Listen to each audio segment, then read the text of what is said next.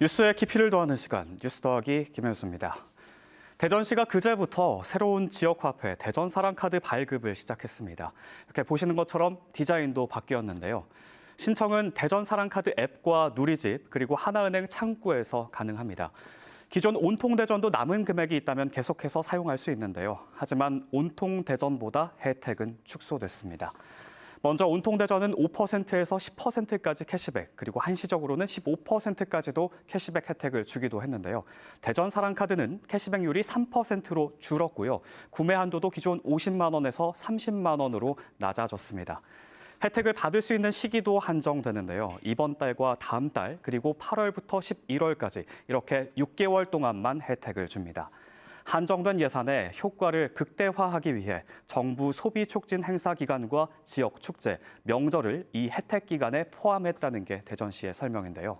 하지만 사용자 그리고 가맹점에 따라 혜택에 차등을 뒀습니다. 기초생활수급자와 한부모 가정, 장애인, 국가유공자 등 복지 대상자에게는 추가 혜택을 제공하는데요. 이들이 연매출액 5억 원 이하 가맹점에서 혜택 기간 내 대전사랑카드를 사용하게 되면 10%를 캐시백해 줍니다.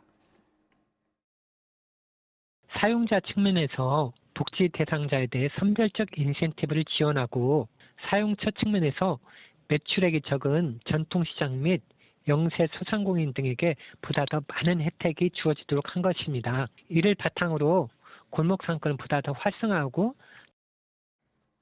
올해 정부가 지역화폐 관련 예산을 대폭 삭감하면서 이처럼 각 지자체에서는 지역화폐 혜택을 축소하는 분위기입니다.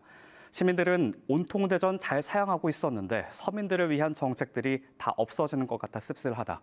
새로운 대전사랑카드 캐시백이 3%면 딱히 안 쓸 것 같다. 이렇게 아쉬워하고 있는데요. 실제로 대전시가 지난해 온통대전 혜택 축소를 예고하면서 지역사회에선 각종 반대와 우려의 목소리가 터져나오기도 했습니다. 지역화폐와 관련된 연구도 양갈래로 나뉩니다. 지난 2020년 한국조세재정연구원의 발표를 보면 모든 지역에서 지역화폐를 발행하게 된다면 소비유출 차단을 통한 지역경제 활성화 효과는 상쇄되어 사라지고 지역화폐 발행으로 인한 비용 그리고 소비자 선택 제약으로 인한 비효율만 남게 된다라면서 지역화폐 정책의 실효성에 의문을 제기했습니다.